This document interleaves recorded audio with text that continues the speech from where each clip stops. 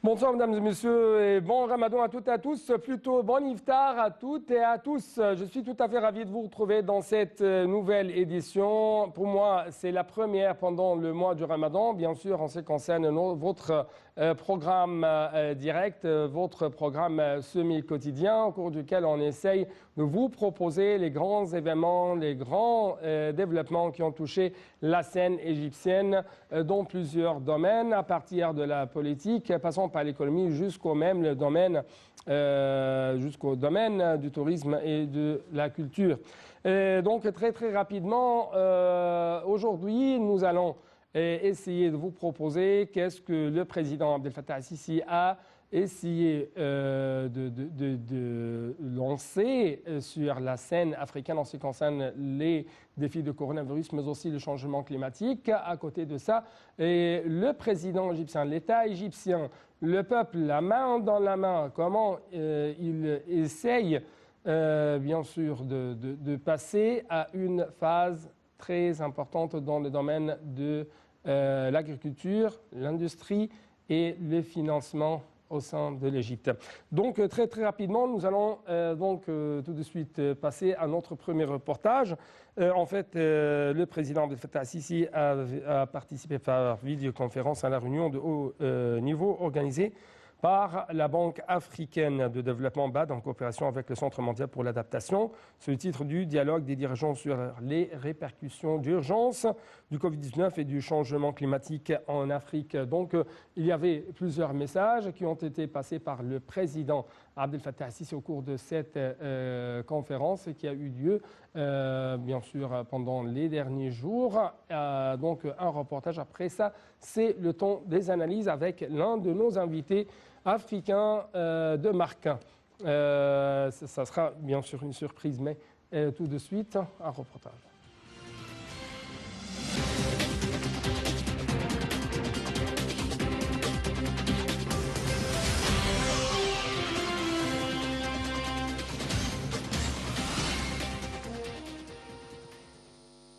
Le président Abdel Fattah al-Sisi a souligné que le changement climatique est l'un des défis existentiels à cause duquel le continent africain subit d'énormes pertes du fait des durs événements climatiques résultant de ce phénomène, surtout l'exacerbation des crises de pénurie d'eau dans certains de ces pays, y compris l'Égypte, d'une manière qui menace l'avenir des peuples africains et affecte sa sécurité et sa sûreté. Dans ce contexte, le chef de l'État a également souligné l'importance de renforcer le financement climatique fourni par les pays développés aux pays en développement en faveur de l'adaptation et du renforcement des capacités pour résister aux impacts négatifs du changement climatique, ainsi que l'engagement fort à prolonger de l'Égypte en faveur des efforts d'adaptation au changement climatique. Le porte-parole de la présidence a déclaré que la réunion de haut niveau vise à identifier les opportunités et les défis pour soutenir le continent africain à mettre en œuvre l'agenda du changement climatique à la lumière des répercussions de la pandémie Covid-19. Tout en identifiant les besoins du continent à cet égard de la part de la communauté internationale en renforçant le financement et les partenariats régionaux et internationaux compte tenu des répercussions de plus en plus négatives des changements climatiques sur les pays en développement, mettant en considération le rôle important de l'Égypte dans les négociations sur les changements climatiques dans le cadre des Nations Unies, son rôle régional et ses politiques pionnières à cet égard.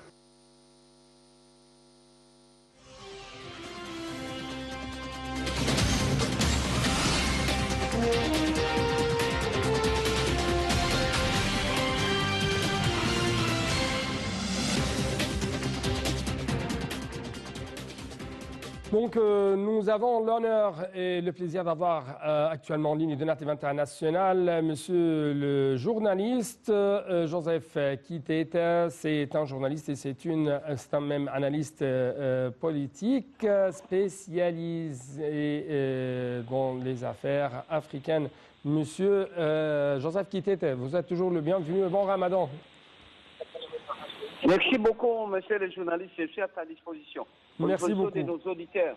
Merci beaucoup pour nous rejoindre à travers la ligne de l'Internet international. Et donc, ma première question, comment vous avez considéré ou estimé l'importance de cette conférence au niveau de ces grands dirigeants africains pour discuter, bien sûr, des répercussions d'urgence de Covid-19, mais aussi du changement climatique en Afrique?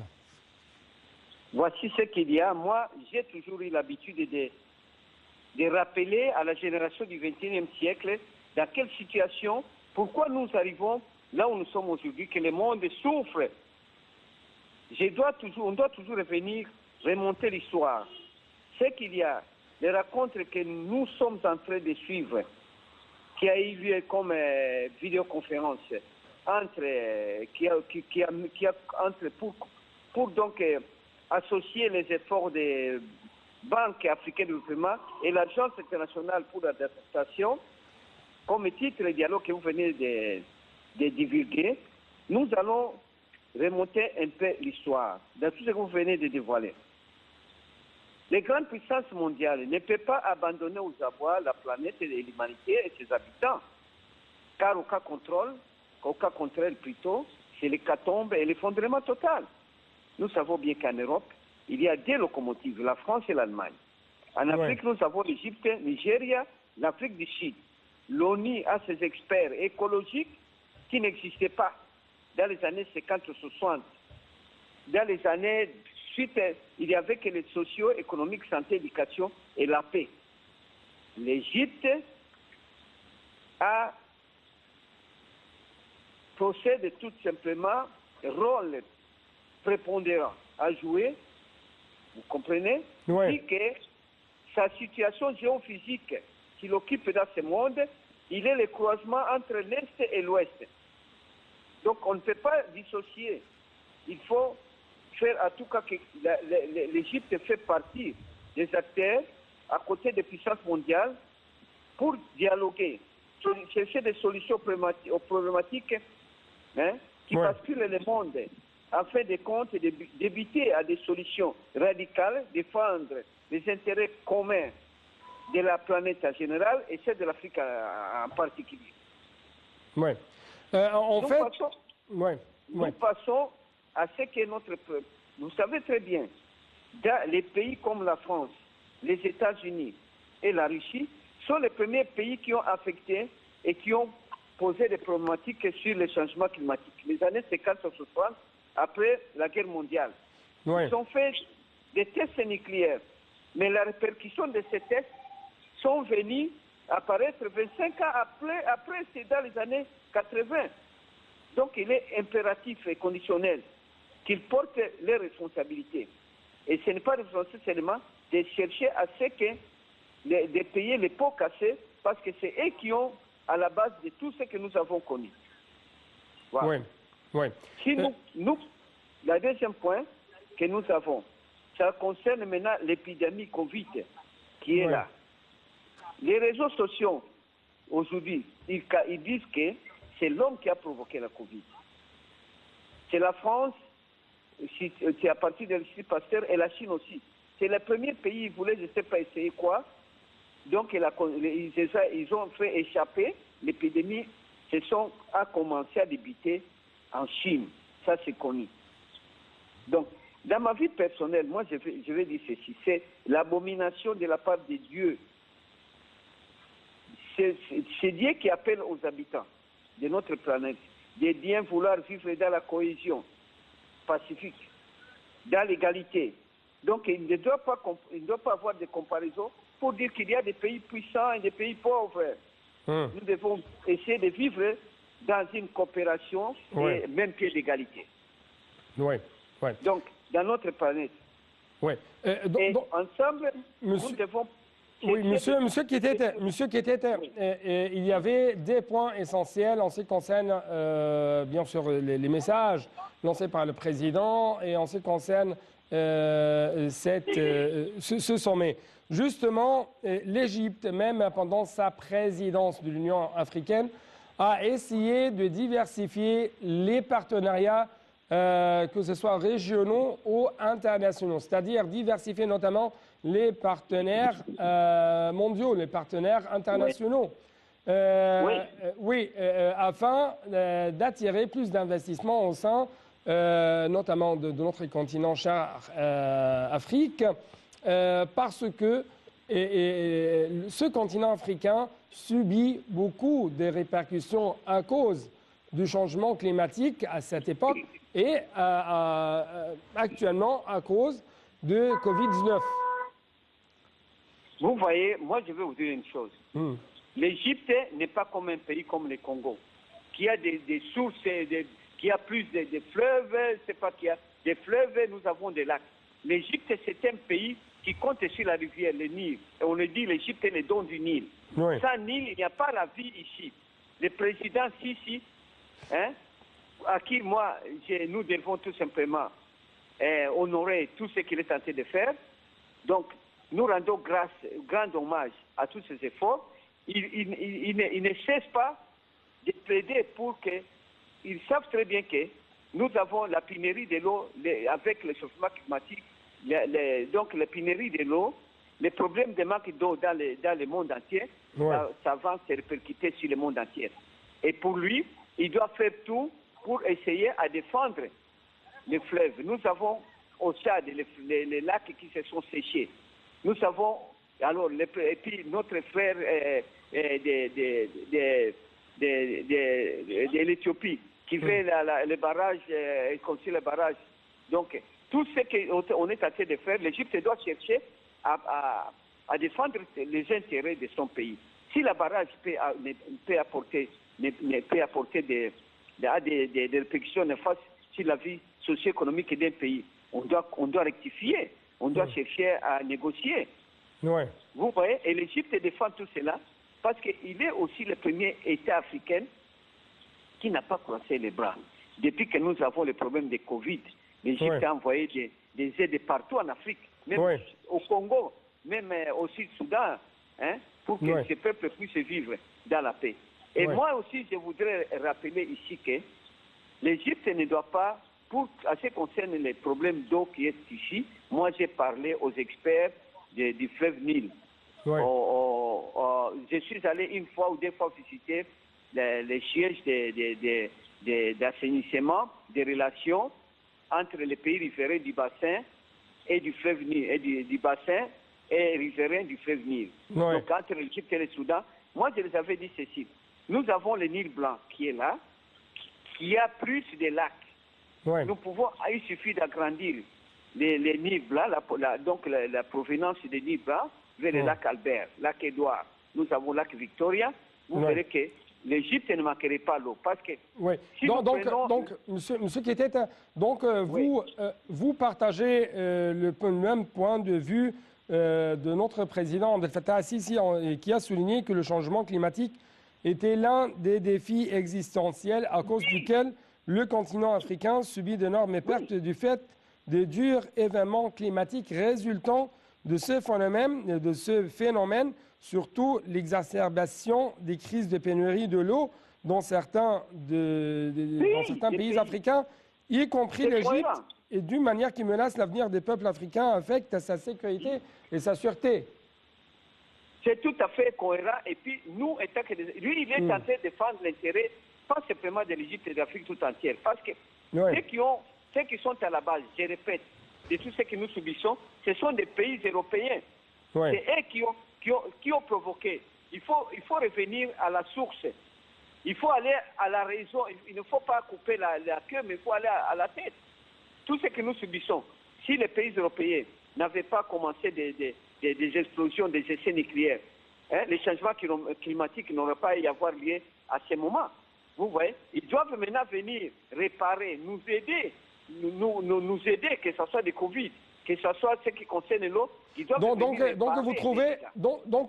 Vous trouvez que ce sont les pays développés qui doivent assumer cette responsabilité sur deux niveaux, le Covid-19 et les changements climatiques. Parce que d'après des rapports internationaux, des rapports de l'ONU même, le continent africain, c'est le continent qui subit le plus des pertes. Conséquences, oui. Oui, à cause de cette croissance économique mondiale dopée par les grands pays, que ce soit les États-Unis ou les autres pays européens. Occidentaux. Oui. C'est cohérent, c'est cohérent. Moi, j'ai toujours, parce que j'ai rendu vibrant hommage au président Sissi et à tous les présidents qui sont là, pas pour croiser les bras. Ils doivent aller, nous devons. Il est d'abord, l'Égypte doit continuer son rôle. Oui. Comme vous avez dit, même les internationaux, ils connaissent ça. C'est un rôle pionnier que l'Égypte doit jouer. Il doit continuer à jouer son rôle dans les arènes et les annales internationales pour défendre les intérêts des pays africains en général. Vous voyez? Parce que c'est un pays qui a aussi dirigé, qui a aussi assisté les pays africains pendant la lutte pour l'indépendance. Nous tous, nous avons été soutenus par l'Égypte à partir de l'Algérie jusqu'en Afrique du Sud, que l'on ne peut pas oublier. Moi, personnellement, je ne peux pas oublier. C'est pourquoi chaque fois, si je suis devant un micro, je dois rappeler à la nouvelle génération que nous avons d'où est-ce que nous venons. Ils doivent savoir d'où est-ce que ce qui s'est passé des années, ils n'étaient pas nés, et ce qui se passe actuellement, parce qu'ils ne sont pas au courant. Vous voyez? C'est pourquoi moi, à chaque moment, j'étais toujours à revenir, à rappeler à cette génération du XXIe siècle ce que nous avons subi. Ils n'ont pas assisté aux essais nucléaires. Mais peut-être toi aussi, mais moi j'ai assisté aux essais nucléaires. Et on leur demandait de cesser les essais nucléaires. Or que la répercussion a rebondi 25 ans après, c'est les années 80. Et voici, nous sommes en train de payer, nous tous. Merci beaucoup, en fait, pour, premièrement, cette reconnaissance à l'égard des efforts égyptiens dans son propre continent africain. Et les peuples égyptiens aussi qui ont constaté beaucoup de sacrifices. Oui, et même merci beaucoup pour votre explication en ce qui concerne le danger, non seulement du coronavirus, mais aussi le changement climatique sur le continent africain, et notamment les pays qui souffrent de la pénurie de l'eau comme l'Égypte. Merci beaucoup encore une fois, M. Kétete, et bon Ramadan. Donc, chers téléspectateurs, très rapidement, nous devons passer à l'intérieur de l'Égypte, ou plutôt aux affaires intérieures de l'Égypte. Et à cause de cette pénurie de l'eau, on trouve que l'État égyptien s'intéresse de plus en plus de ce sujet très vital. C'est pourquoi on trouve que le président Abdel Fattah al-Sisi suit le développement du système de gestion de l'eau, d'irrigation des terres ici en Égypte. Donc, le président s'est réuni en fait il y a 2 jours avec le Premier ministre Dr Moustapha Madbouli, le gouverneur de la Banque centrale et d'autres ministres comme le ministre de l'Agriculture, le ministre de l'Irrigation. La réunion a porté sur les suivis du développement du système de gestion de l'eau, d'irrigation des terres agricoles en s'appuyant sur des moyens modernes et intelligents. Dans ce contexte, le président a été informé des efforts déployés pour créer le système d'irrigation intelligent, étant l'une des dernières techniques d'irrigation agricole au monde. Le chef de l'État a ordonné la fourniture des appareils à des prix et des quantités raisonnables aux agriculteurs, en coordination avec l'Organisation arabe pour l'industrialisation ainsi que le ministère de l'Irrigation, de l'Agriculture et de la Production militaire. Monsieur le Président a également exigé d'accorder l'importance à la formation des agriculteurs, de l'exploitation et de l'entretien des systèmes d'irrigation modernes.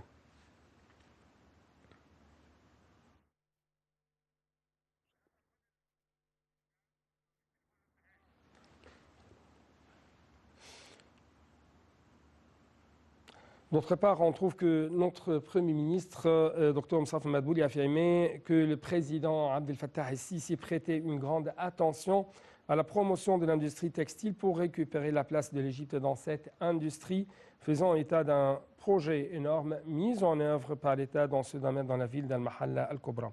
Lors de sa présidence, une réunion consacrée au suivi du plan de développement de l'industrie du textile et de filature et de l'encouragement de la culture du coton. M. Madbouli a ordonné la mise en place de mécanismes d'incitation des agriculteurs égyptiens à cultiver du coton pour doubler la superficie agricole. Pour sa part, le ministre du secteur public des affaires, M. Hicham Tawfiq, a fait état de la fin, en mars 2022, dans la ville d'Al-Mahalla, de la construction de la plus grande usine de textile et de filature dans le monde, confirmant que cette usine, qui s'inscrit dans le cadre du plan de l'État pour le développement et la modernisation de l'industrie du textile.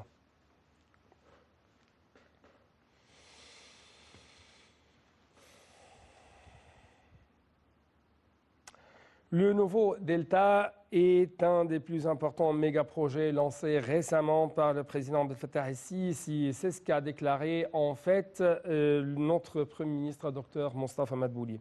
Selon lui, ce projet vise à construire de nouvelles communautés agricoles et urbaines dotées des systèmes d'administration modernes et des complexes industriels qui dépendent sur la production agricole. C'est ce qu'a fait le Premier ministre, Dr Mostafa Madbouli. Vu que le nouveau delta intègre environ 1 million de faisans dans le prolongement de l'axe routier Rodel Farag-Daba, une des meilleures zones disponibles pour la bonification au niveau de la République, ce qui exige d'en élaborer immédiatement un plan global pour cette zone et qu'elle soit aménagée d'un réseau routier de services conformément aux directives du chef de l'État. C'est ce qu'a fait savoir M. Madbouli lors d'une réunion dimanche en vue de suivre les mesures liées au projet.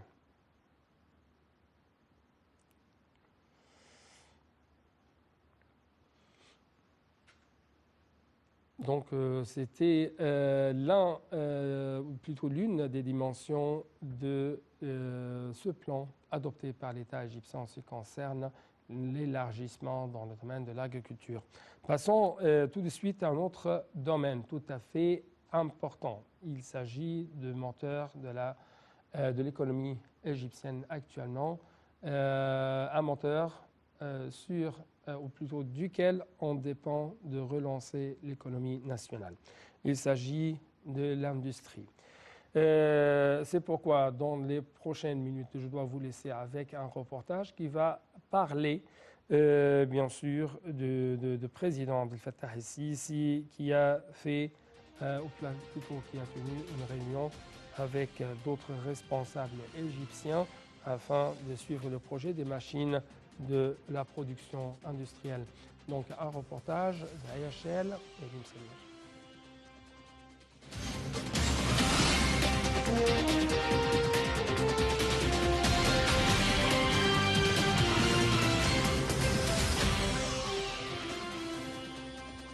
Le porte-parole de la présidence a déclaré que la réunion avait porté sur le projet de la fabrication des machines de la production industrielle par la technologie du contrôle numérique automatique. Dans ce contexte, le président el-Sisi a dirigé d'accélérer la mise en œuvre du projet qui soutiendra la stratégie de l'État pour faire un saut qualitatif dans le domaine de la fabrication locale, ainsi que posséder la capacité technologique de l'industrie numérique avec ses lignes de production reposant sur l'intelligence artificielle et la technologie de l'information.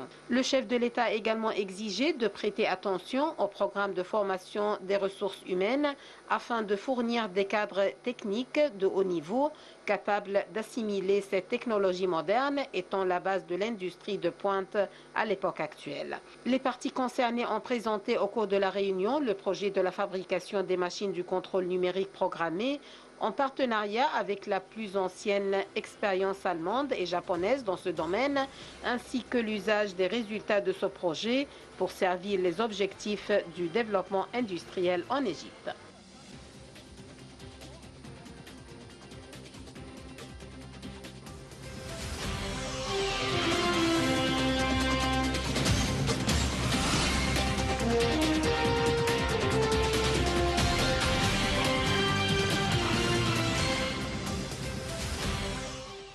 Donc, à travers la ligne de la TV internationale, nous avons le plaisir d'avoir avec nous justement Dr Ismail Hamed, analyste politique, spécialiste des affaires africaines, et qui va nous parler un peu plus, bien sûr, de ce sommet du dialogue des dirigeants sur les répercussions d'urgence de Covid-19 et du changement climatique en Afrique.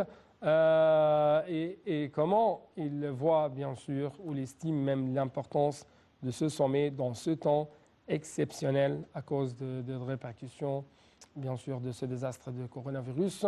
Et quels sont les messages qui ont été lancés par le président Abdel Fattah el-Sisi au cours de cette réunion? C'est ce qu'on va savoir à travers les explications, les analyses de M. Ismail Hamed. M. Ismail Hamed, bon Ramadan et vous êtes toujours le bienvenu. Merci beaucoup et à vous aussi. Merci. Comment vous avez lu l'importance de cette rencontre, cette réunion, et même les messages égyptiens lancés à partir de cette réunion? Bien sûr, cette réunion-là, c'est ce qu'on appelle le dialogue sur les conséquences d'urgence par rapport à tout ce qui se passe après Covid-19 et le changement climatique en Afrique. Bien sûr, ça c'est une conférence très très importante et qui montre bien sûr comment le monde entièrement regarde l'Afrique, la valeur de l'Afrique, et aussi pour donner un soutien. Et comment soutenir l'Afrique par rapport à tout ce qui se passe. Bien sûr, on connaît particulièrement avec les pays riches et comment les pays riches là peuvent aider les pays pauvres, particulièrement en Afrique. Un grand message avec cette conférence-là pour l'Égypte qui représente l'Afrique. L'Égypte est représentée et considérée comme un représentant de tous les pays africains dans un sommet comme ça. Et aussi l'Égypte joue depuis longtemps un grand rôle dans le domaine international avec l'affaire de changement climatique et tout ce qui est, bien sûr.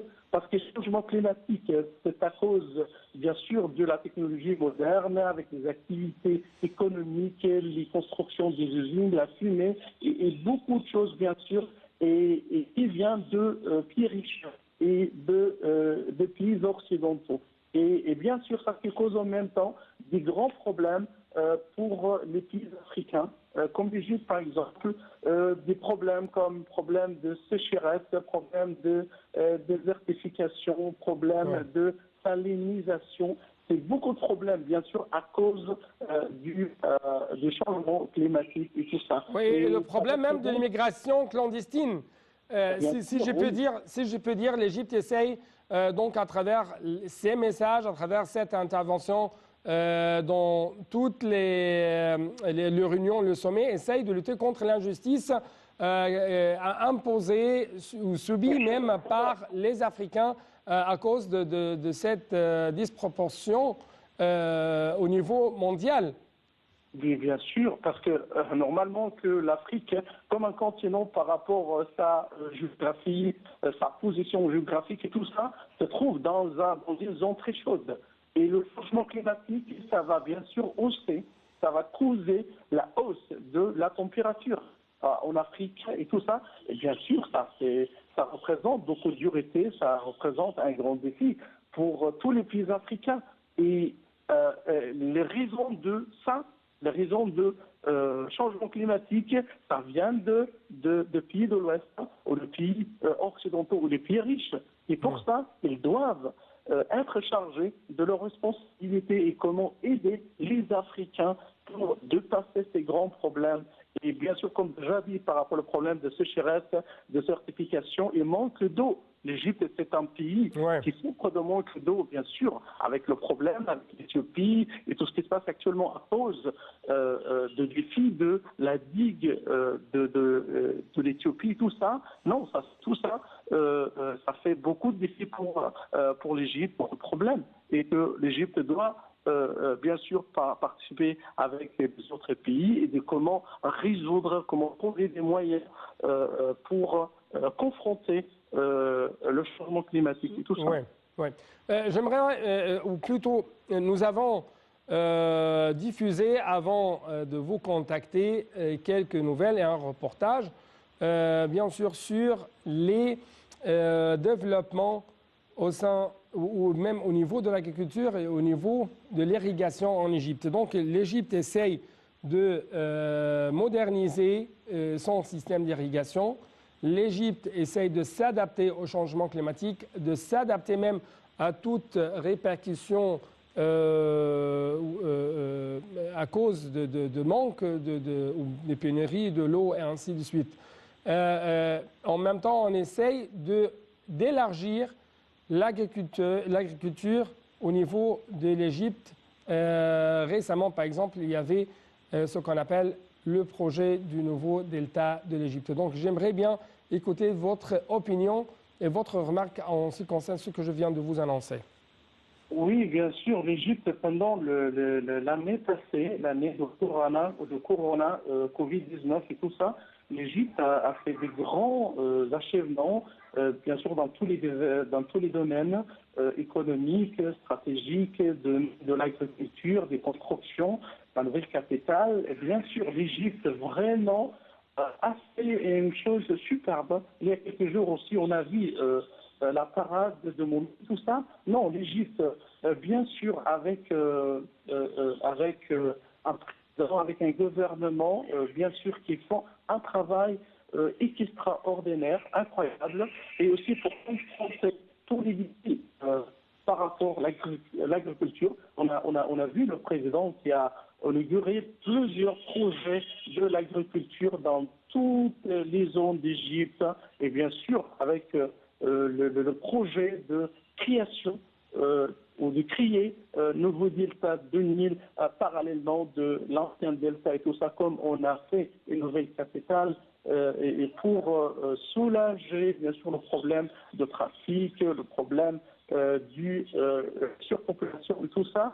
Donc ça c'est très important bien sûr avec le défi de climat, le changement climatique et tout ça, avec le manque d'eau, tout ça, de trouver beaucoup d'alternatives et pour continuer et bien sûr le développement que l'Égypte témoigne dans ces jours-là. Et je pense que le nouveau delta, c'est un projet de l'avenir pour le prochain d'Égypte et bien sûr pour utiliser la dépression de Al-Qattara et tout ça. Ça c'est très très important pour profiter aussi qu'il y a de richesses de l'eau qui se trouvent dans la terre du désert ouest de l'Égypte qui représente bien sûr une grande partie de Sahara et tout ça. Et comme on connaît depuis millions d'années que Sahara, ça a été une zone avec beaucoup de pluie, avec beaucoup de choses. Et pour ça, on a beaucoup de réserves dans le désert de Sahara, de désert de l'eau. Ça, bien sûr, pour nous, un réservoir stratégique et on doit utiliser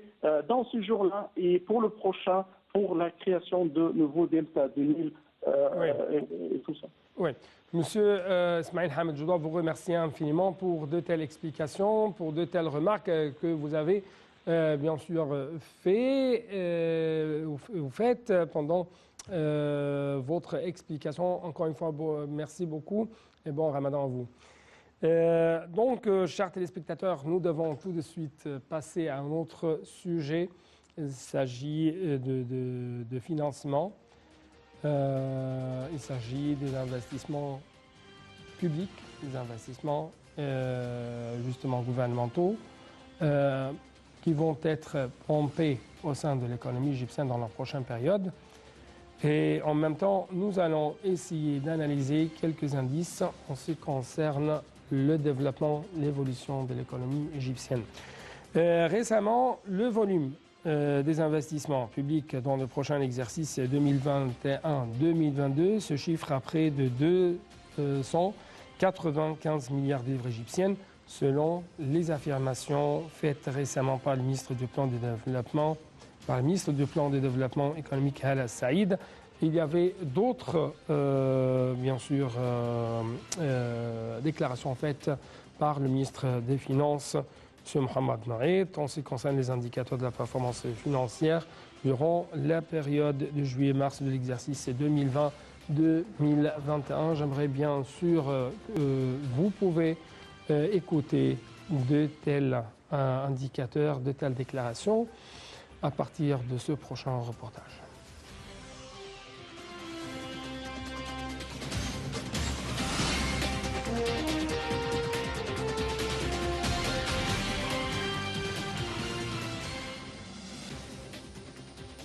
À la lumière de la crise actuelle de Covid-19, le plan d'investissement du prochain exercice se focalisera sur les initiatives en matière de santé, développement des familles, de la femme et de l'éducation, a précisé la ministre du Plan et du Développement économique, Hala Saïd, qui a également évoqué l'importance d'étendre le numérique aux zones pauvres et de privilégier le Made in Egypt. Le ministre des Finances, Mohamed Maït, a affirmé que les indicateurs de performance financière durant la période de juillet-mars de l'exercice 2020-21 avaient connu une amélioration sans précédent grâce aux politiques et réformes financières et économiques adoptées par le gouvernement, faisant état de la réalisation d'un premier excédent de 25 milliards de livres malgré les répercussions de la pandémie du coronavirus sur les activités économiques. Le gouvernement, a-t-il dit, a réussi à fournir les financements nécessaires pour aider les secteurs et les catégories les plus touchées par cette pandémie, répondre aux besoins du secteur de la santé pour faire face au coronavirus, augmenter les investissements publics et rembourser les sommes dues aux fonds de pension et d'assurance auprès du Trésor de l'État. Dans un communiqué publié par le ministère des Finances, M. Maït a indiqué que le taux de croissance annuel des revenus avait augmenté d'environ 14,6% malgré les répercussions négatives de la pandémie du coronavirus sur l'activité économique. Selon le ministre des Finances, le taux de croissance annuel des dépenses a atteint 11,2% à la lumière de l'augmentation remarquable des allocations gouvernementales pour accélérer la mise en œuvre de nombreux projets nationaux et améliorer les infrastructures, accorder des allocations adéquates pour soutenir les programmes de protection sociale et augmenter les dépenses dans les secteurs de la santé et de l'enseignement.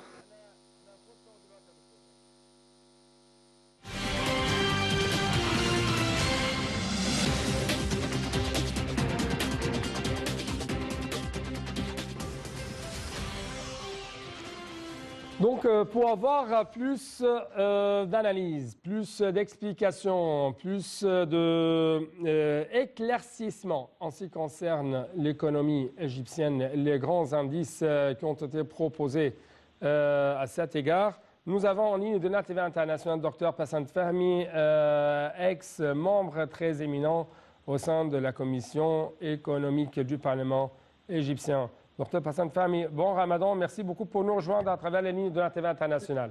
Merci à vous et bon Ramadan à tout le monde. Bon Ramadan. Donc, notre premier indice, c'est les investissements publics pour l'exercice 2021-2022 et qui doivent atteindre 295 milliards de livres égyptiennes. Écoutez, monsieur, tout le monde voit très bien et clairement ce qui se passe en Égypte. On a eu une stratégie très intelligente qui a concentré sur le développement de certains secteurs selon lesquels on peut travailler, que ce soit durant Corona ou sans Corona. Ça, c'est premièrement. Deuxièmement, les secteurs qu'on a choisis aussi ont des points très forts et existaient pour toujours, mais malheureusement, dans le passé, la façon de diriger l'économie était tout à fait différente. Maintenant, on concentre sur 2 ou 3 investissements ou secteurs d'investissement majeurs. Premièrement, l'économie verte. Ça, c'est une longue liste de production. Je ne peux pas les mentionner. Ça ne finit pas. Pourquoi? Nous avons un climat très agréable, nous avons un paysan très intelligent, nous avons une location acceptable, nous avons aussi la coopération avec le monde entier pour appliquer la technologie dans le développement de l'économie verte. La même façon avec l'économie bleue. Technologie, nos ressources, nos jeunes, et on travaille très bien. Le financement n'a jamais été un problème, ça existe. Et moi, je dis toujours, le financement, c'est le côté le plus simple. Troisièmement, le développement de nouvelles villes, que ce soit des nouvelles villes industrielles, professionnelles, basées sur l'économie verte et l'économie bleue, par exemple, comme la ville selon laquelle, pour l'or, la ville pour le développement du coton, du textile, le développement des produits alimentaires, ce sont des villes spécialisées. Alors ça aussi, c'est selon la même stratégie. L'autre point aussi, ce qui est très important aussi, que cette stratégie a un point, comme on appelle, un objectif très optimiste, c'est d'utiliser le territoire égyptien, d'atteindre 30% de l'utilisation du territoire égyptien, que ce soit selon les nouvelles villes ou les grands méga-projets selon lesquels je viens de parler, ou avec la participation, comme vous venez de mentionner, avec le secteur public, le secteur privé, c'est-à-dire appliquer la loi Public-Private Partnership, le PPP. Participation entre le secteur privé, le secteur public ou le gouvernement, si vous voulez, ou même l'armée, et le financement, je répète, le financement, c'est le côté le plus simple. Alors là, nous avons comment on appelle, une stratégie tout à fait différente qui a commencé à utiliser les ressources de l'Égypte. Et quand je mentionne économie bleue, ça ne signifie pas seulement les poissons, ça signifie tout ce qui vient de la mer, le gaz, le pétrole, les ressources de la mer. Nous avons aussi des ressources naturelles en Sinaï, partout il y a l'or, il y a le pétrole, il y a le gaz. On a une longue liste de produits selon lesquels on a développé une stratégie d'investissement très optimiste, mais en même temps, la participation du secteur privé, le secteur gouvernemental et les 100 compagnies multinationales selon lesquelles on a une coopération qui a été toujours là, surtout par exemple, on a vu récemment...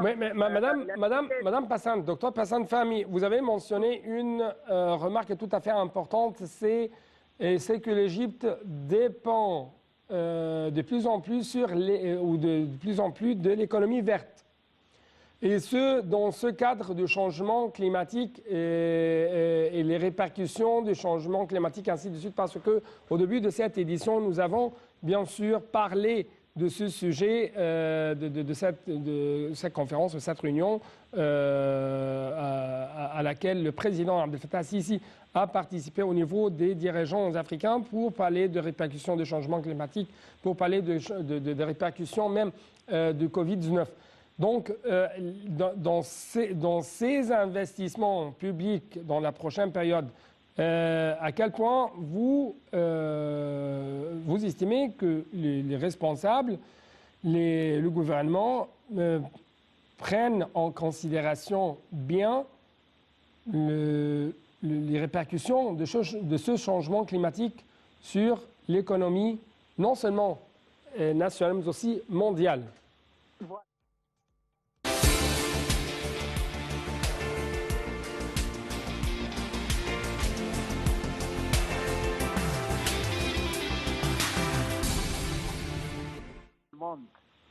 N'importe quel problème qui affecte, comme on appelle, le climat, ça affecte le monde entier. Regardez ce que le corona a fait. Un problème quelque part a atteint le monde entier. Nous habitons une seule terre. Alors là aussi, le changement climatique est un sujet très sérieux. Et nous avons la chance de développer notre économie verte et bleue qui nous donne la possibilité de travailler. Et je répète, 24 heures sur 24 heures dans ce genre d'investissement sans toucher négativement le changement du climat. Au contraire, ça peut affecter positivement, c'est-à-dire le développement de l'économie verte a des impacts très positifs sur le monde entier, sur le climat, sur la respiration, sur le gaz, le pourcentage de gaz carbonique, etc. Alors là, c'est un point très important. Nous avons développé cette stratégie et ça a montré des indices très positifs sur le niveau de l'économie égyptienne. Par exemple, le niveau d'export a augmenté, l'import a diminué. Nous sommes maintenant numéro 3, si on parle de l'économie bleue, dans l'exportation du poisson bolki. Nous sommes aussi numéro 1 en ce qui concerne les oranges et plusieurs genres de fruits, aussi numéro 1 sur les fraises. Alors, le développement de ce genre d'économie nous a mis dans un niveau tout à fait différent, même avec l'impact du corona qui a touché le monde entier très négativement. En Égypte, les indices sont très positifs, le déficit diminue, le taux de chômage diminue. On va parler de ça, mais toujours en ce qui concerne l'économie verte. À quel point vous trouvez que, par exemple, le Covid-19 a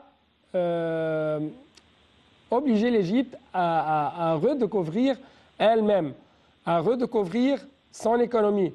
Je parle de ça à la lumière de ce grand, ou plutôt de ces méga projets qui a été annoncé récemment par le président en ce qui concerne le nouveau delta de l'Égypte? Non, c'est pas, honnêtement, ce n'est pas à cause de Covid. La stratégie était là, mais l'application n'avait pas commencé. C'est-à-dire, on avait une vision claire que l'Égypte doit développer l'économie verte, doit, je répète.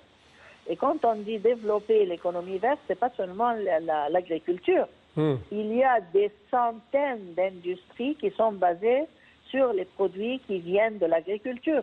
Oui. Quand on dit économie verte, c'est pas seulement développement de terrain, c'est aussi le développement industriel. Le moteur de l'économie égyptienne dans la prochaine période, c'est bien sûr l'industrie. Actuellement, donc, à propos de ce point, comment vous avez vu l'État égyptien qui s'intéresse de plus en plus au développement de l'industrie textile, au développement de l'agriculture du coton? Écoutez, ce n'est pas seulement le coton. Le coton, c'est notre spécialité, il y a des décades. Et finalement, on a découvert qu'on doit retourner à donner beaucoup d'importance, beaucoup plus d'importance que les années qui sont passées. Maintenant, Monsieur le Président a des instructions claires que nous devons revenir numéro 1 comme on l'a été pour des décades, je répète. Je ne veux pas dire depuis les pharaons. Alors là, la façon de diriger l'économie égyptienne, elle est faite, basée sur une vision claire qui analyse très positivement nos points forts, évite les points faibles et reconstruire notre industrie de la même façon dont il était dans le passé, c'est-à-dire basée sur l'économie verte et bleue. Je vais ajouter ici bleu parce que bleu aussi est très important. Par exemple, les médicaments sont basés sur l'économie verte et bleue. Vous voyez, ça c'est une très grande industrie et on a eu l'inauguration d'une des villes il y a quelques jours. Alors oui, on a changé notre stratégie. Et je voudrais mentionner honnêtement qu'on a parlé de ça au Parlement plusieurs années. C'est-à-dire que la suffisance alimentaire est très importante, non seulement pour nous, mais pour exporter aussi à la région et la